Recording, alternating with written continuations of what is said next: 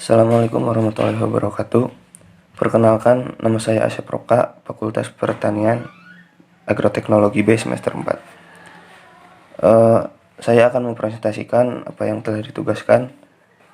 Untuk jurnal, saya memilih tentang etnobotani bunga Edelweiss di Desa Ngadas, Taman Nasional Bromo Tengger Semeru. Taman Nasional Bromo Tengger Semeru ialah salah satu taman nasional yang memiliki keindahan alam, yaitu berupa jajaran pegunungan. Selain keindahan, Taman Nasional Bromo menyimpan kekayaan plasma nutpah yang penting dan khas, yaitu bunga Edelweiss. Bunga Edelweiss merupakan tumbuhan yang memiliki nilai manfaat. Salah satu nilai manfaat tumbuhan ini yaitu menjaga keberlangsungan budaya Tengger. Spesies Anaphalis javanica dan Anaphalis longifolia memiliki kekerabatan yang sangat penting. Dua spesies ini, menurut Taufik, menyebutkan bentuk morfologi bunga Edelweiss dari spesies Anaphalis javanica dan Anaphalis longifolia memiliki kesamaan pada sistem polinasi dan cenderung memiliki sifat persilangan jauh.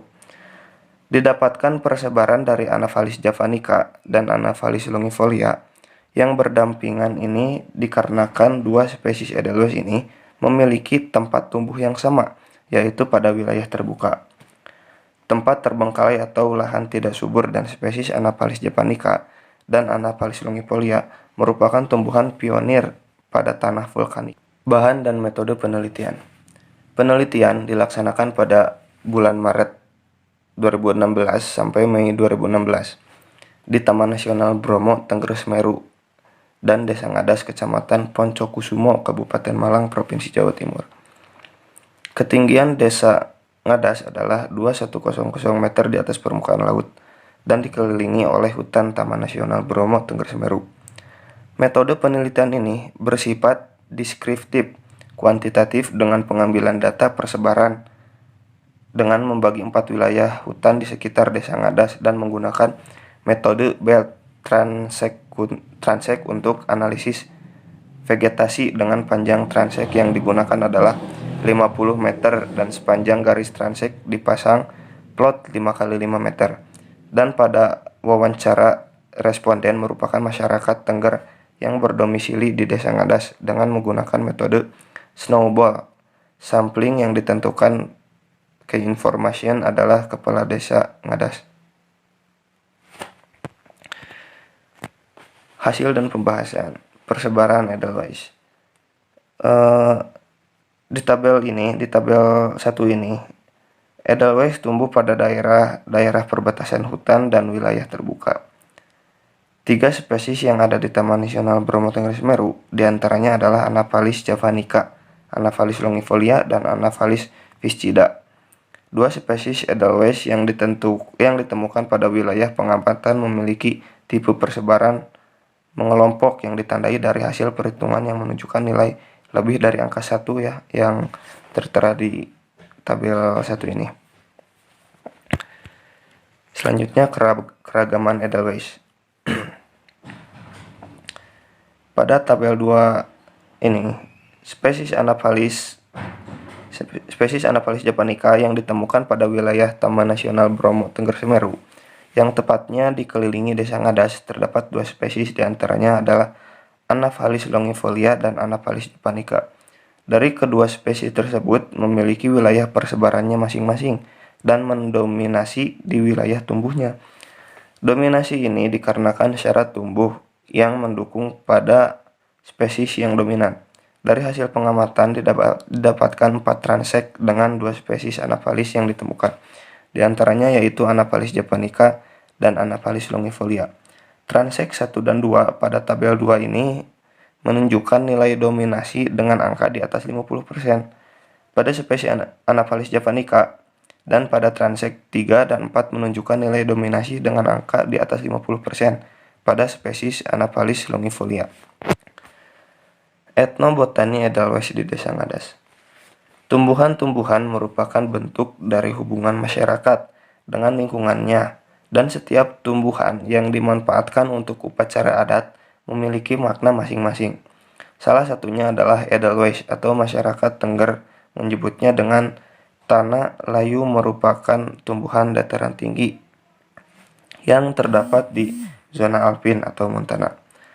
Masyarakat Ngadas secara umum mengetahui akan guna edelweiss sebagai bahan sesaji untuk ritual. Edelweiss memiliki peran penting dalam setiap upacara adat Tengger.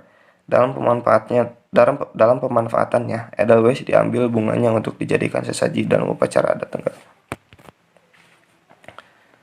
Konservasi edelweiss. Keberadaan edelweiss sangatlah rawan akan kepunahannya.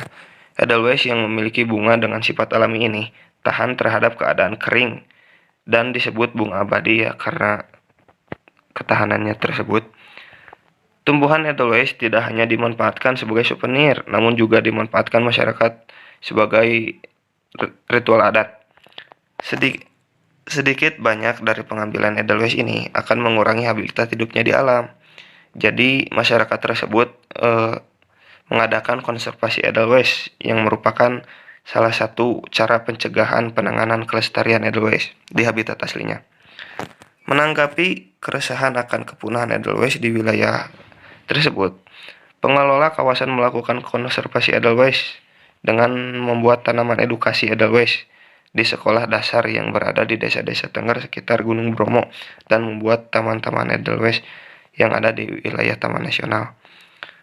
Jadi masyarakat di wilayah tersebut mengadakan edukasi ke beberapa sekolah Tengger Gunung Bromo agar bunga edelweiss yang ada di wilayah tersebut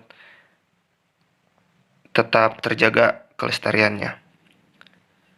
Mengenai pelanggaran lingkungan di Desa Ngadas, berlaku ketentuan adat apabila seorang menebang 5 batang pohon atau non-komersil di dalam kawasan tersebut, maka diharuskan membayar dengan 50 karung semen dan menanam 300 batang pohon cemara pada bekas lokasi tebangan, dan tanpa disadari ada kearifan lokal dengan menganggap angker sumber air dok. Jadi hukuman bagi yang mengambil tanaman edelweiss sembarangan ya, jadi digunakan hukuman dengan membayar dengan 50 karung semen dan menanam 500 batang pohon cemara. Kearifan airnya dalam sikap konservatif masyarakat Tengger pada pemanfaatan bunga edelweiss adalah ketika keberadaannya dianggap semakin sedikit setelah terjadi kebakaran hutan atau tumbuhan yang berbunga sedikit makan dalam pemanfaatan bunga edelweiss. Untuk upacara adat, mereka mengurangi presentasi bunga edelweiss dalam sesaji. Jadi mereka juga mengurangi presentasi bunga edelweiss dalam upacara ya sebagai sesaji. Jadi kesimpulannya, edelweiss atau Anaphalis javanica merupakan tumbuhan dataran tinggi dan banyak tersebar di wilayah Tanaman Nasional Bromo Tengger Semeru. Pada wilayah Desa Ngadas dapat ditemukan 2 spesies, yaitu Anaphalis javanica dan Anaphalis longifolia. Kedua spesies ini tumbuh di wilayah terbuka dan tebing-tebing yang berada di wilayah tersebut, dan dapat ditemukan juga di ladang warga dan sebagian pekarangan. Peran edelweiss dalam budaya Tengger sangatlah penting. Pada setiap upacara adat, dan bunga edelweiss yang dinamai tanah layu atau tidak pernah layu memiliki banyak makna dalam setiap upacara adat yang dilaksanakan. Adanya tindakan konservasi dari pihak Taman Nasional dan juga kearifan lokal yang konservatif dari masyarakat Tengger Desa Ngadas dapat menjaga kelestarian edelweiss. Selain itu juga turut menjaga keberlangsungan budaya Tengger. Syarat-syarat pendaftaran varietas lokal.